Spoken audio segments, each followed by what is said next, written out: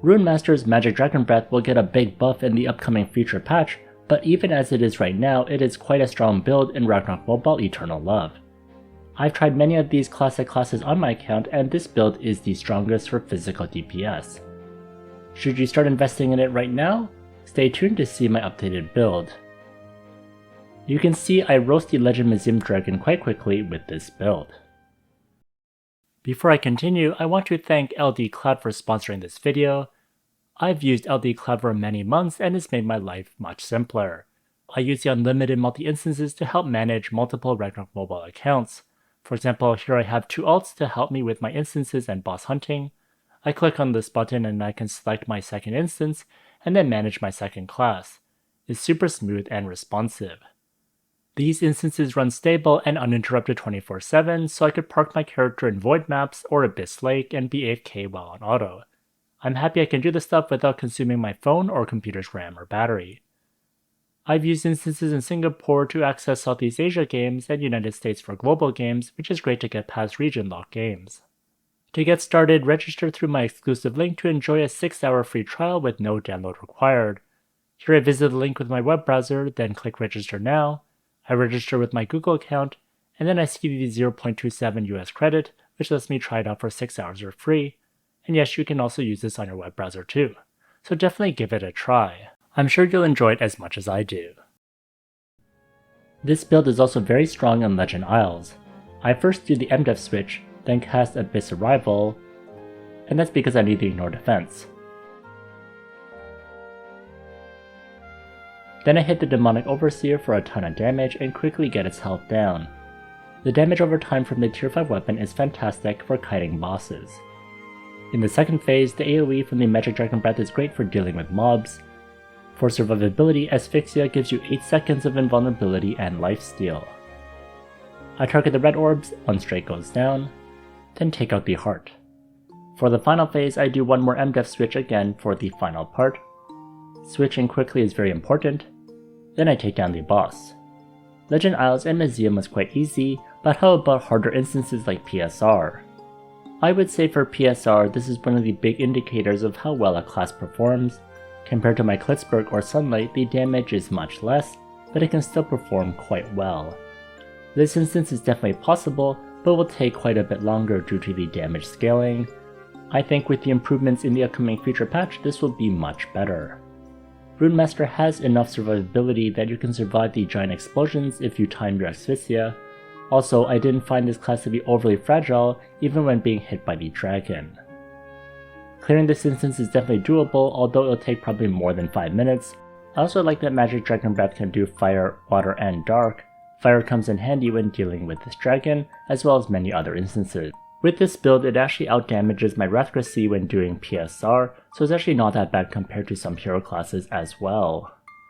The good thing about trying this out is this is a great way to practice the M.Def switch mid-battle since you have to do it quite a lot during this instance.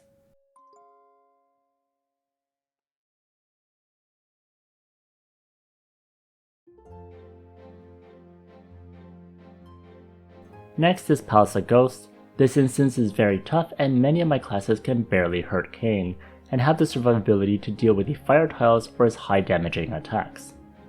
Rune Master did quite well here. It's especially nice having Endure to deal with the fire tiles. Asphyxia also comes in handy for survivability. Again, the damage scaling improvements are needed here to speed things up, and unfortunately with the changes to Rune Master they didn't give any debuffs, which would have helped a lot. Now for some of my classes, when Kayn has the regenerative shield, it's really tough to get rid of it and start damaging Kayn again. If you can't get rid of it, Kayn literally becomes unkillable, so I'm glad Rune Master is strong enough to get past that.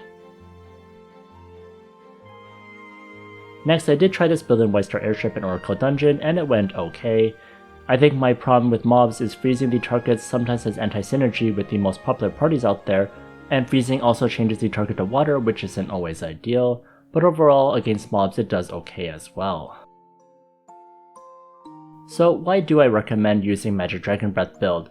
Well, this build is unfair due to the M.Def switch. For example, here is my DPS Gear, which doesn't focus on M.Def at all. I have 29,000 magic attack and 6,301 magic defense.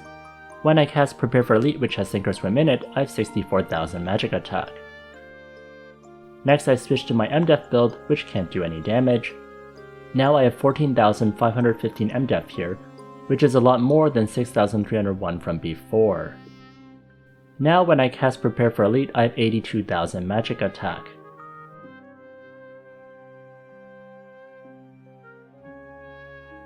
Then I switch back to my DPS build, which gives me 109,000 magic attack, which is a huge boost from 64,000. So the M.Def switch only works on instances, but you can see how big of a difference it does. If you aren't willing to invest in the M.Def build, then I would not recommend playing Magic Dragon Breath. Otherwise you won't have good damage scaling and you cannot compete against other hero classes. Next, if you're serious about Magic Dragon Breath build, you'll have to invest in a plus 15 Dragon Howl. Next, if you're serious about the Magic Dragon Breath build, you'll have to invest in a plus 15 Dragon Howl. At Refine 15, it gives an extra Dragon Breath and Dragon Water's Breath skill multiplier plus 200%, which is mandatory for this build.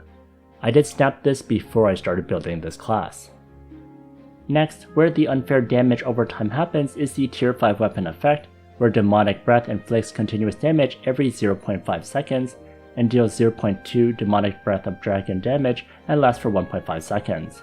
Damage over time allows you to kite a target and also deal with the annoying HP damage cap in Legend Isles and Museum, since you can do damage over time. Next, here's my gear. I use Dragon Bone Shield for the physical damage increase. Per card I use the Ancient Artifact User for the damaged MVP and mini monsters and the extra physical pierce. For armor I use Other Shore Patrol for the water and fire damage increase. The 20% water and fire damage increase is mandatory for the random attribute. I use the Molten Colossus card to deal damage to MVP and mini monsters per refined level. For garment I use Leader's Pauldron for the ignore defense and the skill damage random attribute. Per card I use the Zenobia card for skill damage. Next for footgear I use Fair Judgment for the attack and magic attack. For card, I use the Fallen Bishop card for giving more demi-human damage bonus from my Era Fire Seed relic. For accessories, I use the Red Rose hair clip for the magic attack percentage. This helps my Sink or Swim have more magic attack. For card, I use the Zipper Bear Star card for the magic attack percentage. For my second accessory, I use the second Rose hair clip for magic attack. I use the Dima Shin card for the damage to MVP and mini monsters. Next for weapon, I use a plus 15 Dragon Howl. I use the Drake Star card and Menorah Star card for dealing damage to large size monsters, which are most bosses. For headwear, I use the Homestead of Snowy Owl for more elemental damage. If the target is inferior element, you also get extra damage too. For card, I use the Machine Dragon Wing card for damage to MVP and mini monsters. For face, I use Winter Crown for the skill damage. I would use Delicate Snowflake if I had the Moral enchant on it, and then I get the extra 1% skill damage, which is nice. For mouth, I use Mouthful of Bliss for the skill damage. You can also use Frozen Fruit for the penetration percentage. For back, I use Freya's Wings for the Lex, but if you don't have that, then Chicken Axe is great as a debuff tool. And next for tail, I use It's Too Late for the skill damage. Next for my shadow equipment, I use Skeleton Bracer primarily for the anti-fatal effect of tier 5. Next for armor, I use Chosen's Armor for the attack and magic attack percentage. Next I use White Duke's Manteau for the ignore defense and skill damage. Next I use St. Mary's Cloth Shoes for the attack and magic attack percentage. Next I use Cat Paw with the 60% progression for all type penetration percentage. I don't have a good magic attack accessory at that progress. And that's the same for Hermit's Bundle. I want to have the all type piercing strike. Next for Oracle Mirror, I use Bill for the MVP damage. For Defensive Mirror, I use Cardo for the M.Def. And next for Relic, I use Era Fire Seed, the best for PvE since you can convert the target to demi-human and take advantage of those huge multipliers. Next for memory equipment, make sure you get the one that gives you final damage if you completely ignore defense. Having 3 of these makes a huge difference, and definitely try to focus on these as soon as possible. Next is my M.Def Gear. In general, you can replace it with any ancient equipment you need to, as long as you get the proper random attribute.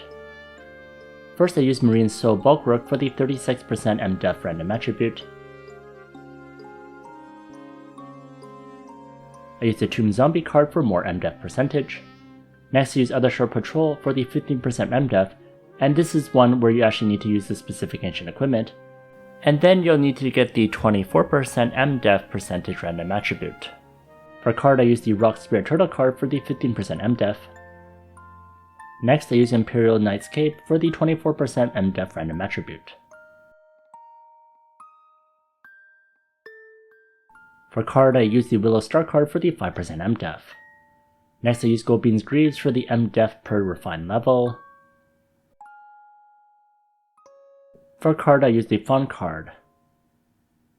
Next, I use the Void Crystal for the 12% M.Def random attribute. I use the Queef card for the 2% M.Def. Next, I use Diamond Earring for the 12% M.Def random attribute. I use the Queef card for the 2% M.Def. Next, for weapon, I use 2 Sting cards for the 10% M.Def each. Next, I use Gloomy Witch's Headwear for the 5% M.Def and the Gibbet card for 10% M.Def. Next, I use Nightmare Ghostface for 10% M.Def and 1% M.Def per refine. Next, I use Night Before Assessment for 5% M.Def. Next, I use Fantasy Pouring Ferris Wheel for the 10% M.Def. And for tail, I use the M.Def Fairy. On the Shadow Equipment side, not much different, although I do use Fair Judgment with the M.Def random attribute as the enchant and get it to 30% progress. Next, for Memory Equipment, I choose the 2% M.Def defensive one whenever possible, and that added a ton. Memory Equipment definitely gave this build a lot more power. Next, with self buffs and M.Def switch, I have 40,000 attack and 109,000 magic attack. I have 59.1% penetration, 65% skill damage, 239% damage percentage, 121.9% physical damage increase, 189.5% ignore defense, which I make up with the Abyss Arrival and Death Awakening since ideally it would be at 200%. Next I have 14% piercing strike. Next I have 90% fire damage and 85% water damage. And finally I have 22.5% fire piercing strike and 28% water piercing strike. Next for attributes, I invest in Vit and Int first, since those scale with your damage, and then the remaining into strength. Next, for Adventure Handbook, I have 162% deposit, 3,780 attack, and 3,253 magic attack. Next are Advanced Runes. Here is my overall layout. For skill runes, Weapon Blocking Rune with the third line is great for survivability since Sword Parry is fantastic. You need the third line in order to use a spear. Next, Berserk Breath is one you really need to reroll for since the first line is great and the second line is great versus mobs. Next, Darkness Awakening with the high first line is really good for penetration percentage and health percentage. Next, Death Cage, the second line is great for more lifesteal. Next, Edged Mark is great, and especially for the first line to be high. And finally, the Dark Dragon Flame Star Rune. Ideally you have a high first line in order to do more dark damage. Next, here are my attribute runes. Ideally you try to get the damage to all races as high as possible. Next are Arcane Runes. I use White Blade and War Preparedness, those are the two most important ones. And then I use Disaster Rune since it's good versus mobs. Next, here are my skills. First are my swordsman skills. Magnum Break is good for the extra damage, but only lasts 10 seconds and has to be recast a lot. Next, Endure is great for anti-flinch.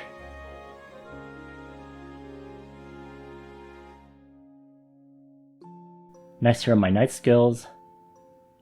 The reason why I invest in Aura Blade is because of the Empower, which comes from Acer Monument, which gives you more attack. The auto attack part does not affect this build. Next are the Lord Knight skills. Sword Parry is great for survivability. Also, Lord's Aura is great for being in a party with a physical DPS, it's one of the best buffs for them.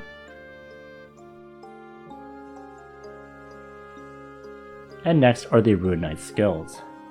Synchro Swim really is the MVP skill of this build. This allows you to get crazy high magic attack. And next for skill inheritance, I use Status Vulnerability. I feel like this is fantastic against mobs as well. Next for my manual bar, I have the Death Awakens, which is good for the penetration percentage and HP percentage. I cast this before a battle and whenever I have it active again. Then is Abyss Arrival for some AoE damage, but also the passive gives 30% more ignore defense, which I desperately need. Next is Magnum Break. Try to recast this every 10 seconds, though often I struggle mid-battle to remember this when it's hectic, but make sure you cast this before a fight. Next is Prepare for Elite. I put these skills into it. Then Asphyxia. Make sure you time out the 8 seconds invulnerability properly.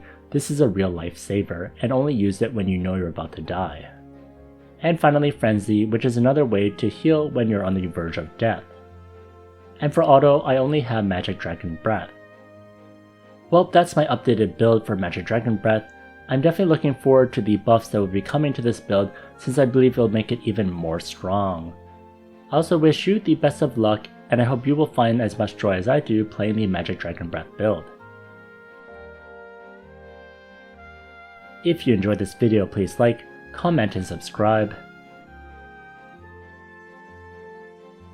Here's the video that I recommend, and if you want more Rune Master builds, check out this playlist over here.